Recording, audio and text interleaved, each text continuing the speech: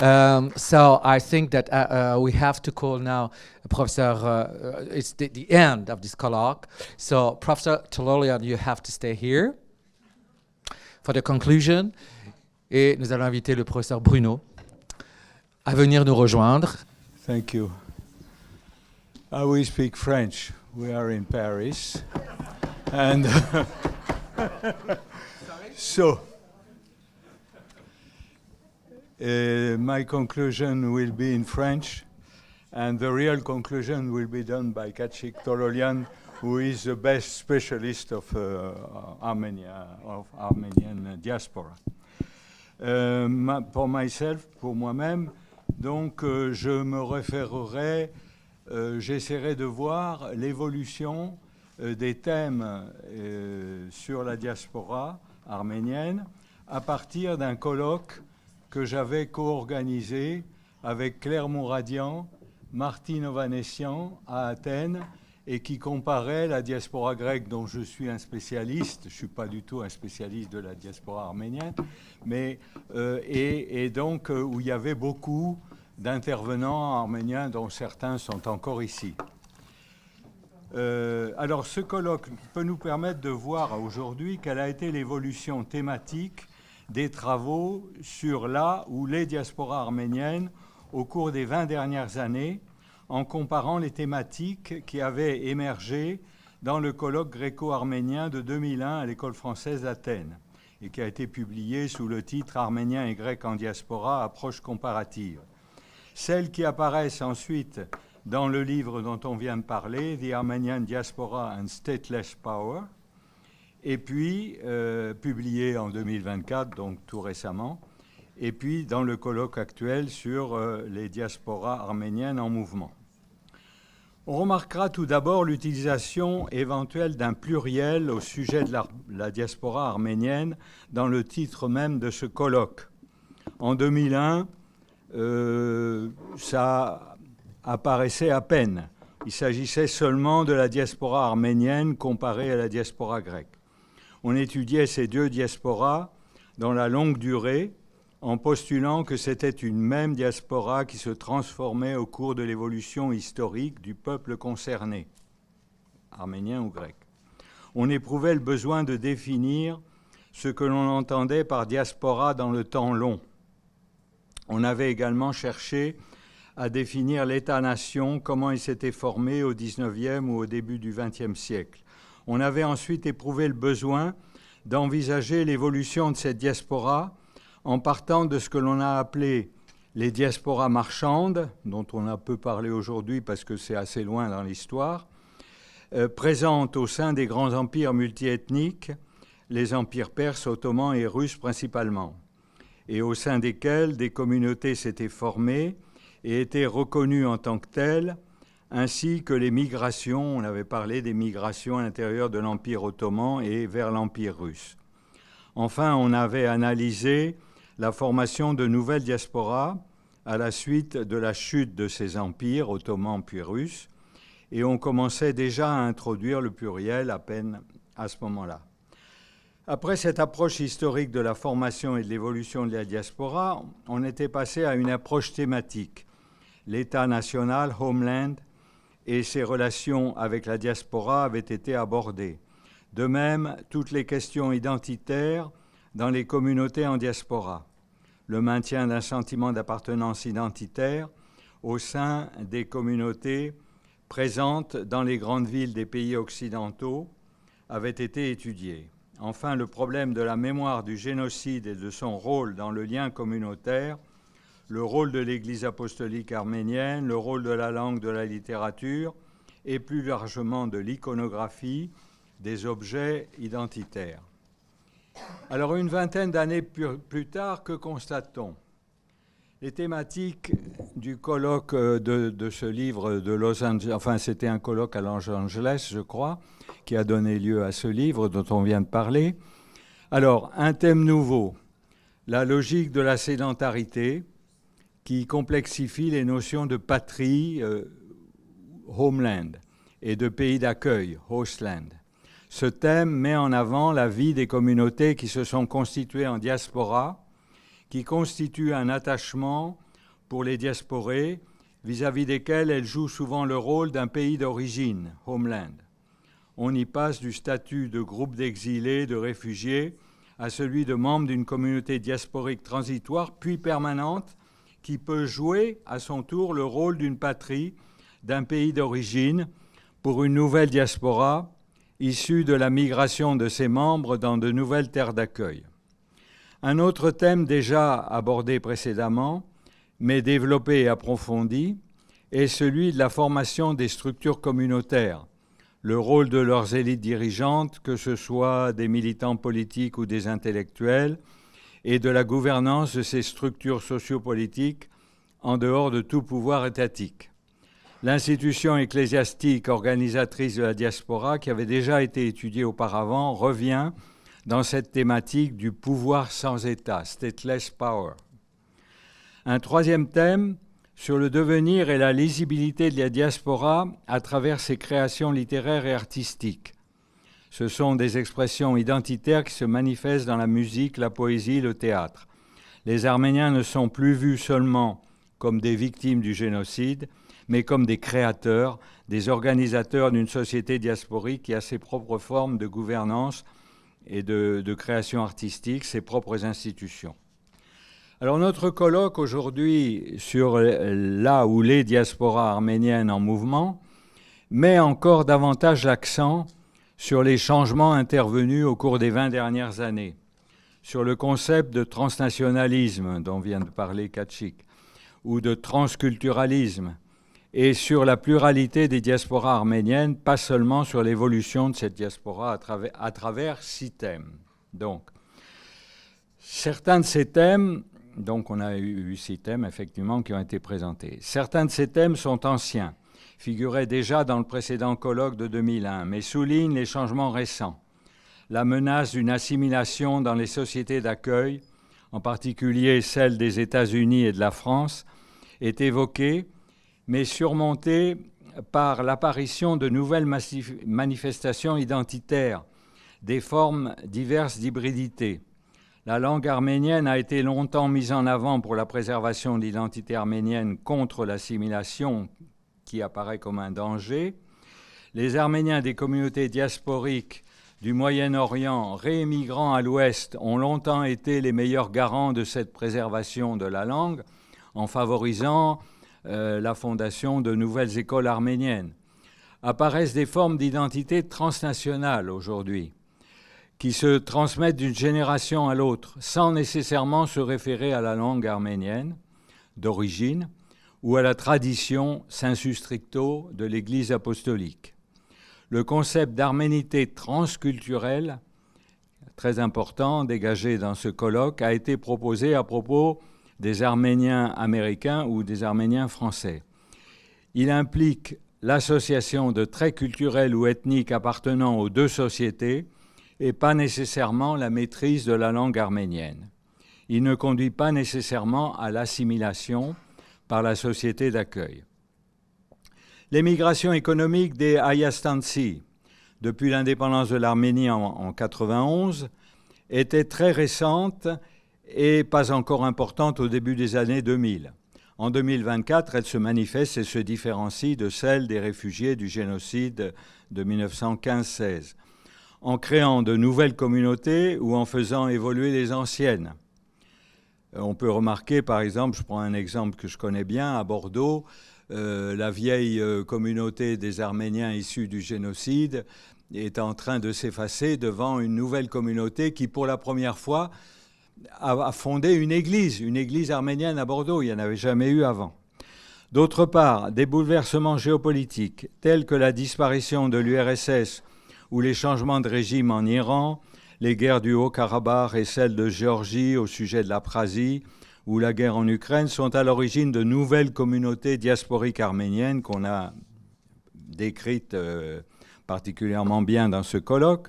Les Arméniens Emshin de Turquie, qui avaient constitué une diaspora en Abkhazie depuis 1870, ont établi des liens avec les Arméniens de l'Artsakh, renforcés depuis la Seconde Guerre en 2020. Les échanges et liens sont basés sur les notions d'appartenance et sur l'apparition de pratiques et de lieux de mémoire. Alors, 3 autres thèmes sont nouveaux. Ils n'apparaissent pas ou très peu dans le colloque de 2001. Le thème des retours était exceptionnel au début des années 2000, en dehors de ceux de l'entre-deux-guerres mondiales dans l'Arménie soviétique dont avait parlé Madame Tallinn. Depuis le 24 février 2022, environ 1000 citoyens d'Ukraine ou de Biélorussie et 40 000 citoyens de Russie sont venus en Arménie. Ceux qui avaient des origines arméniennes se sont rapatriés dans leur patrie, demandant la citoyenneté arménienne alors qu'ils étaient auparavant parfaitement intégrés dans leur pays d'accueil.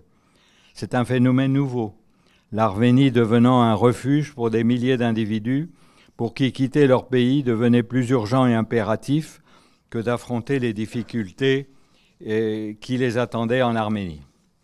Les survivants du génocide et leurs descendants américains, originaires de l'Arménie occidentale, le Yergir, dans l'actuelle Turquie, font des visites pèlerinages dans leur patrie perdue, on en a entendu parler, leur ville, leur village d'origine, depuis les dernières décennies. Cette pratique est motivée très souvent pour des raisons religieuses et concerne des sites religieux, monastères, églises, etc. C'est une expérience émotionnelle que ces pèlerinages aux racines qui permettent d'établir un lien très fort avec l'identité et la culture arménienne de leurs ancêtres. Ça, on n'en avait pas du tout parlé en 2000. Un autre thème nouveau est celui des acteurs invisibles, ou insuffisamment visibles plutôt, de la diaspora, en particulier des femmes. Il est souvent, ou des LGBT, il est souvent impossible de reconstituer des histoires de vie, de l'activisme de femmes doublement minorées à partir d'archives inexistantes. Il faut donc créer ces archives. On les a vues, on nous les a présentées dans plusieurs communications. Leur rôle pivot est encore négligé, sont encore peu étudiées les sources culturelles, visuelles et matérielles à rassembler pour faire un récit d'expériences diasporiques collectives changeantes et fragmentées. Le féminisme jouerait un rôle dans la revitalisation de la culture diasporique et la redéfinition de l'identité arménienne contre le discours dominant sur le patriarcat, l'homophobie, la tradition religieuse de l'Église, sensu stricto, de l'Église apostolique. On se réclame des travaux de penseurs et d'artistes arméniens des 19e et 20e siècles, et même de MeToo, des queers, des transsexuels. Les jeunes membres de la diaspora arménienne de Suède ont développé, comme on l'a vu, leur réseau de relations numériques entre eux et avec l'Arménie en temps de crise, celle des 2 guerres du Karabakh notamment. Ils ont coordonné leurs efforts pour influer sur l'opinion publique et sur les politiciens, apporter une aide indépendamment des associations arméniennes classiques qu'ils critiquent pour la lenteur de leur réaction. Cette nouvelle technologie a changé la façon de se connecter et de militer pour la cause arménienne. Elle permet de nouvelles formes de mobilisation impliquant les jeunes, mais encore insuffisamment coordonnées internationalement. Au cours de cette période d'une vingtaine d'années, qui sépare notre colloque de celui d'Athènes, on constate la permanence du thème du danger de l'assimilation de la diaspora par les sociétés d'accueil à l'Ouest, mais la prise de conscience que la langue ou la tradition religieuse au sens le plus strict ne sont pas incontournables et qu'il existe des formes d'expression identitaire transculturelles. Maintenant, dans les nouvelles générations, l'appartenance culturelle identitaire, l'arménité. L'assimilation n'est pas un phénomène inéluctable comme on le craignait trop souvent dans les années 2000. Les Arméniens, comme les Juifs et les Grecs, sont un peuple monde de la longue durée et la diaspora sans État a beaucoup contribué à leur résilience. C'est ce que nous a montré ce colloque, au cours duquel nous avons pris conscience de sa nature transnationale et surtout transculturelle.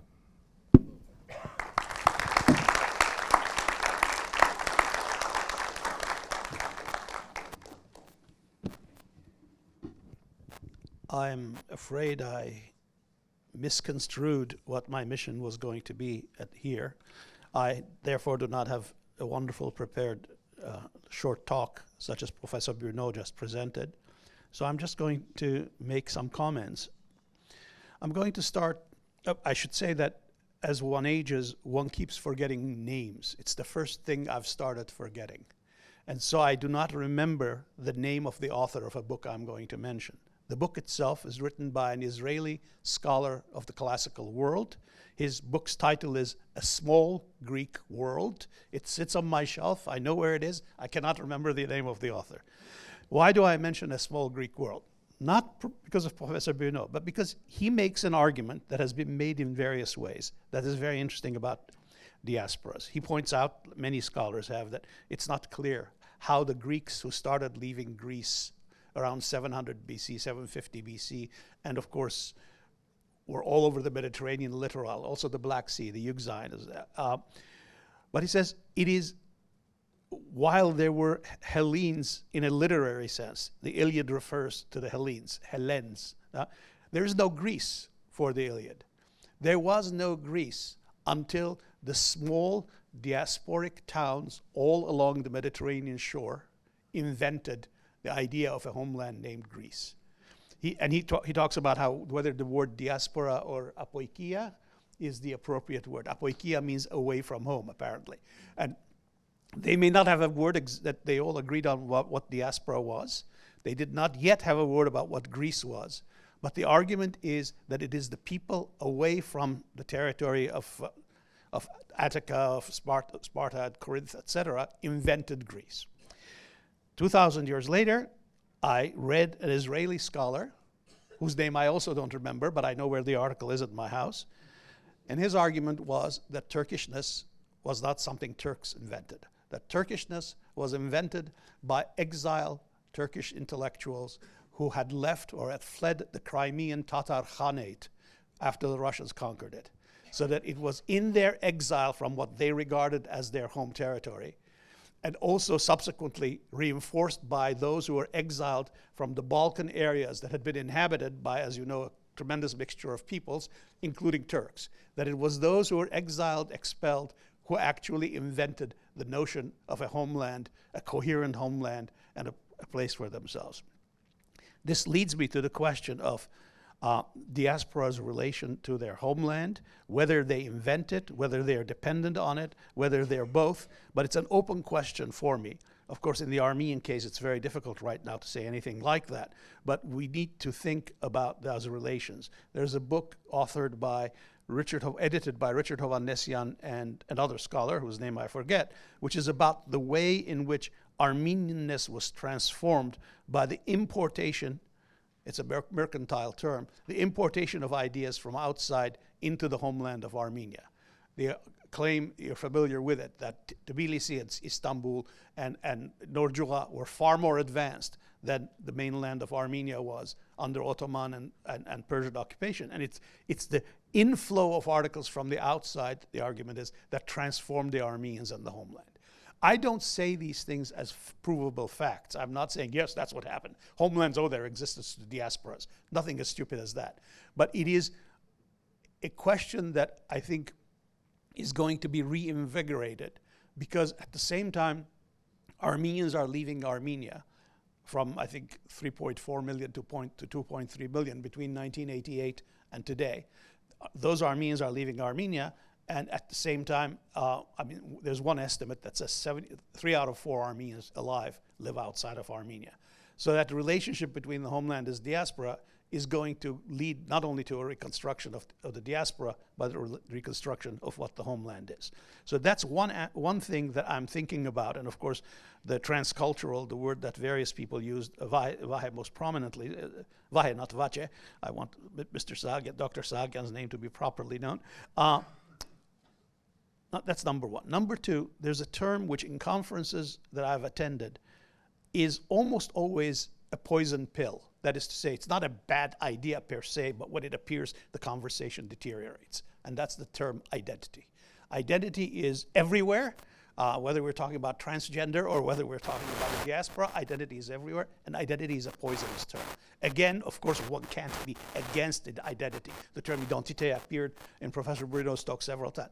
One can't be against it, But one has to be very careful, more careful than ever, in talking about identity. There's an article, and here I do remember the name of the authors, by Rogers Brubaker and Frederick Cooper. This 45-page article by Rogers Brubaker, a very famous American sociologist at UCLA, and Frederick Cooper, it in detail argues that the term identity misleads us. It doesn't argue in the way humanists and theorists argue about identity. We have our own take on that.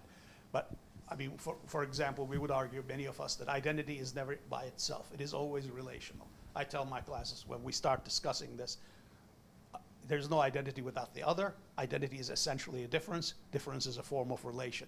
To say I am different from you means we are in a relation in which we can distinguish a difference. But Brubaker and Cooper go on and essentially say that with identity we have this topic with concept which is simultaneously empowering and endlessly, they don't say divisive so much as they say it's unnecessary. It sloppily does work that a better intellectual effort would do better. So I am pleasantly surprised that people haven't talked more about identity, that the audience hasn't said, you're ignoring Armenian identity. That does not happen. That's very encouraging in itself, because all of us have Armenian identity. All of us are, well, not Professor Bruneau, but all of us have Armenian identity.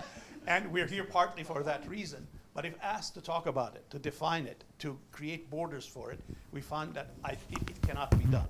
So I just want to note its absence. Thirdly, I want to talk about something else, about the term stateless. When I wrote the term stateless for the first time back in it's actually, the first time wasn't in 1996, but in print it was 1996.